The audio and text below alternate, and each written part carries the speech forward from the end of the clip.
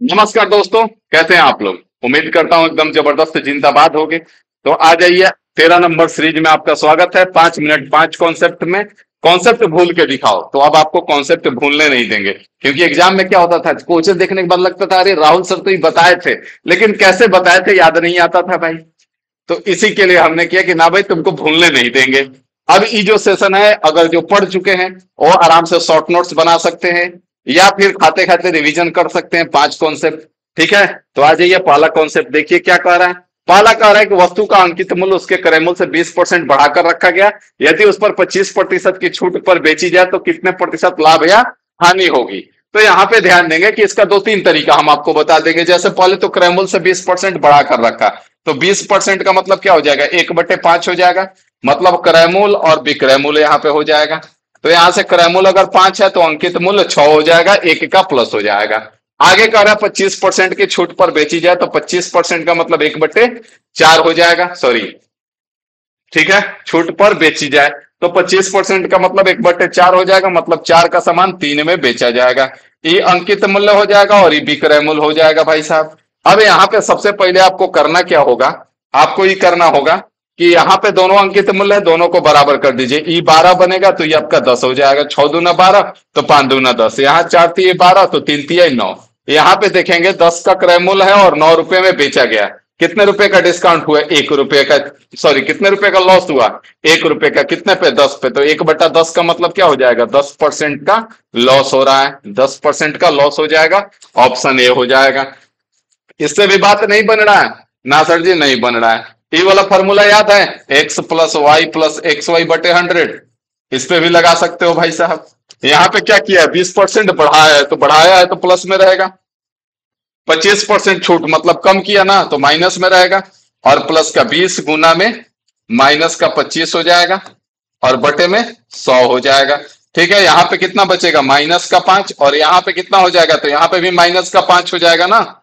यहाँ पे क्या हो जाएगा, 500 प्लस का माइनस, यहाँ पे 500 और बटे में 100 है। ठीक है, यहाँ पे डबल जीरो से डबल जीरो खत्म, यहाँ -5 और -5 कितना आ गया, माइनस का 10% आ गया। -10% मतलब 10% का लॉस हो रहा है। अगर प्लस में आता तो 10% का प्रॉफिट होता है। ठीक है, अगला आ जाइए।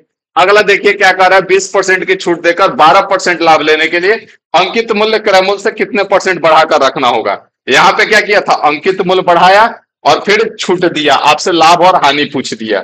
यहाँ पे क्या कह रहा है, यहाँ पे 12%, पहले 20% छूट दिया और 12% लाभ चाहिए। तो अंकित मूल्य को क्रय मूल्य से कितने परसेंट अधिक अंकित करना होगा, यहाँ पे बताना है।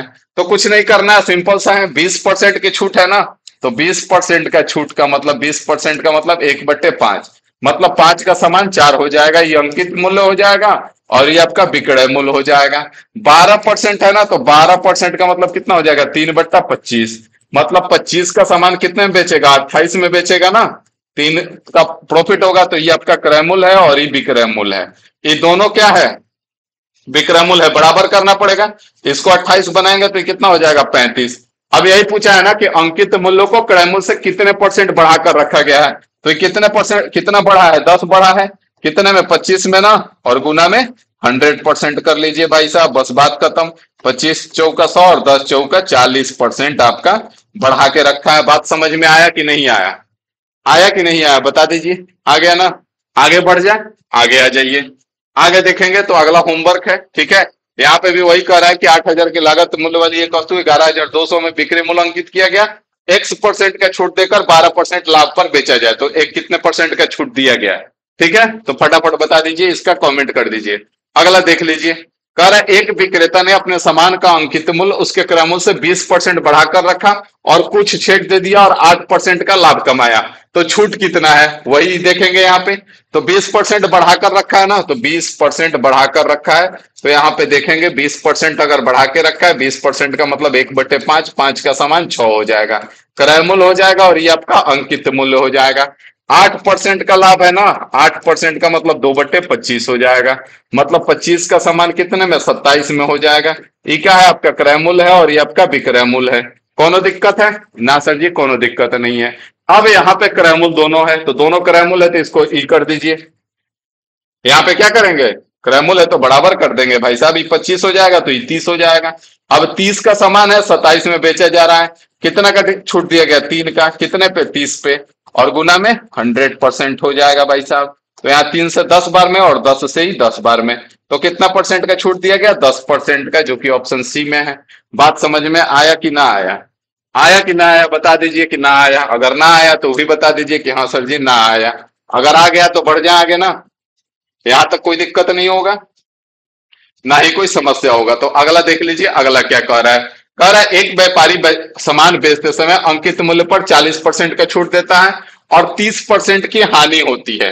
तो यह बताना है कि यहाँ पे अंकित मूल्य पर बेचा जाए तो लाभ प्रतिशत क्या होगा। तो कुछ नहीं करना है, सिंपल सा वही कॉन्सेप्ट लगाएंगे। 40% का छूट देता है, 40% का मतलब 2/5 हो जाएगा। मतलब 5 का अंकित मूल्य वाला सामान 3 में बेचा जाएगा, ये अंकित मूल्य है और ये विक्रय मूल्य है आपका। आगे 30% का इसको लॉस हो रहा है, मतलब 3/10 हो जाएगा। 3/10 मतलब कि यहाँ क्रय मूल्य है और ये विक्रय मूल्य है। तो यहाँ 10 का सामान कितने में बेच देगा? 7 में बेच देगा ना। अब यहाँ पे आप देखेंगे कि विक्रय मूल्य दोनों है, तो दोनों विक्रय मूल्य को बराबर करना पड़ेगा। तो बराबर कर दीजिए, यहाँ पे 3 सत्ते 21 हो जाएगा, तो 5 सत्ते 35 हो जाएगा, और यहाँ पे 21 हो जाएगा तो 30 हो जाएगा ना। आपसे क्या पूछा है? अंकित मूल्य पर बेचा जाए तो कितने प्रतिशत का लाभ होगा? तो अंकित मूल्य 35 है और क्रय मूल्य 30 है, तो कितने का लाभ हो रहा है? 5 का, कितने पे? 30 पे, और गुना में 100% हो जाएगा ना। कोई दिक्कत है ना सर जी? कोई दिक्कत नहीं है। मतलब 35 रुपए में बेच दे तो कितने का प्रॉफिट होगा? 5 का। तो 5 से 6 बार में, और यहाँ 2 से 3 बार में, और 2 से 50 बार में, तो 16.2/3% हो जाएगा। तो ऑप्शन 3 आपका आंसर हो जाएगा। बात समझ में आ रहा है? कोई दिक्कत नहीं है? सब कुछ बेहतर समझ में आ रहा है ना? कहीं डाउट लगे तो आप कमेंट कर सकते हैं, ठीक है। बाकी मिलते हैं अगले सेशन में, ठीक है ना, अगला सीरीज में। अभी के लिए इतना ही रखते हैं। Thank you.